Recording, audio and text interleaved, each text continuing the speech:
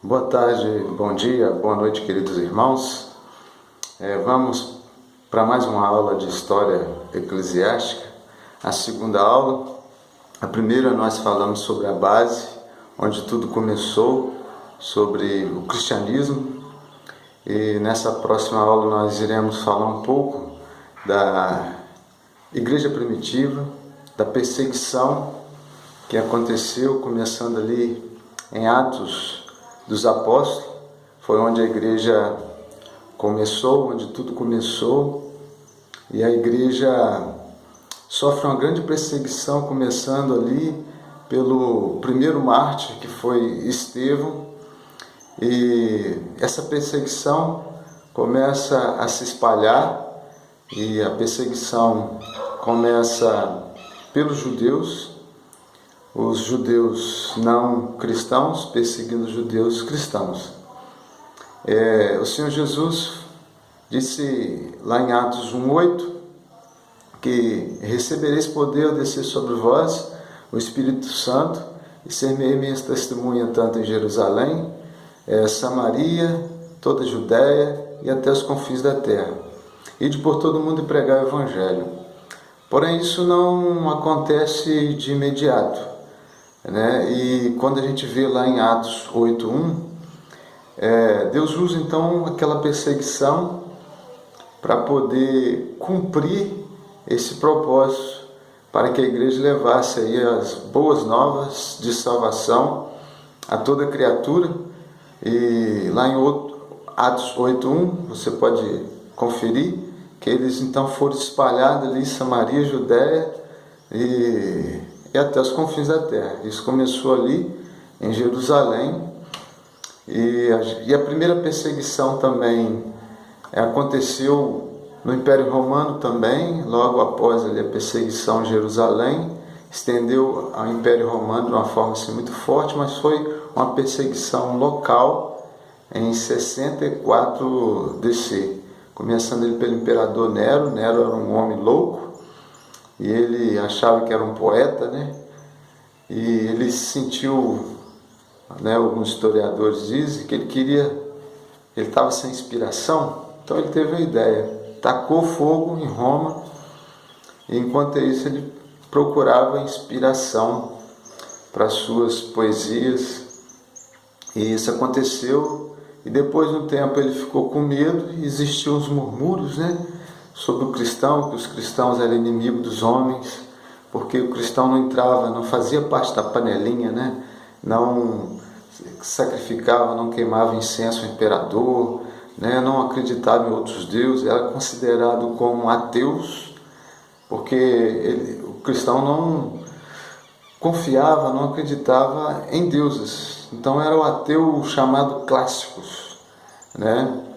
E então houve aquela grande perseguição, começou ali, e Nero então achou assim muita facilidade de culpar os cristãos, porque existia um bairro em Roma onde a maioria dos cristãos moravam, e esse bairro não foi quase nada atingido pelo fogo.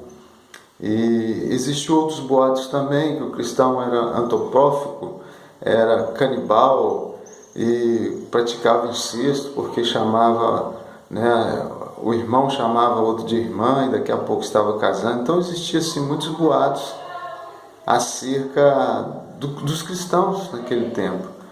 E então colou a culpa, e os cristãos então foram muitos ali pregados em estacas e colocado fogo nos corpos dos cristãos. E Nero emprestou o seu jardim para aquele espetáculo de horror, e muitos cristãos então perderam a vida, outros jogados em arenas, e crianças, mulheres, jovens, velhos, e muitos morriam ali cantando de mão dada, adorando ao Senhor, louvando ao Senhor. Então foi um tempo assim de grande perseguição, né? Mas do ano 64 DC até 305 aproximadamente, foram 11 perseguições, 11 imperadores, e então foi um tempo assim muito difícil, né, para a igreja, mas foi um tempo de glória, porque onde muitos homens se levantaram em defesa da fé. Temos alguns os pais da igreja, né, chamado na teologia de patrística, dividida em 3 grupos: pais, poderíamos falar pais apostólicos, pais apologistas e pais polemistas, né? Seriam esses 3 grupos de pais da igreja, que durou aproximadamente até no tempo de Agostinho. Após a morte de Agostinho, não se fala nos pais da igreja, mas até Agostinho, e o último pai, pessoas que fizeram a diferença na igreja, onde a igreja resistiu firme, fiel, ao Senhor, e veio um tempo de refrigério com talvez a conversão de Constantino, né? Muitos dizem que ele se converteu, outros acreditam que não se converteu, porque ele era um general, era um imperador, era um político e se tornou agora líder, chefe da igreja cristã. O império todo foi cristianizado, porém muitos passaram para a igreja por causa do imperador, mas não houve ali novo nascimento, conversão. Então foi um tempo mais que, com a vinda de Constantino para a igreja, para o cristianismo, houve assim um tempo de descanso, de refrigério. Mas depois a gente vai estar falando mais à frente o que isso trouxe, o embrião aí do papado. E então fica aí a patrística, né, esse tempo aí, e a segunda aula, e nós, né, vamos estar juntos aí e crescendo junto o conhecimento, né, da história.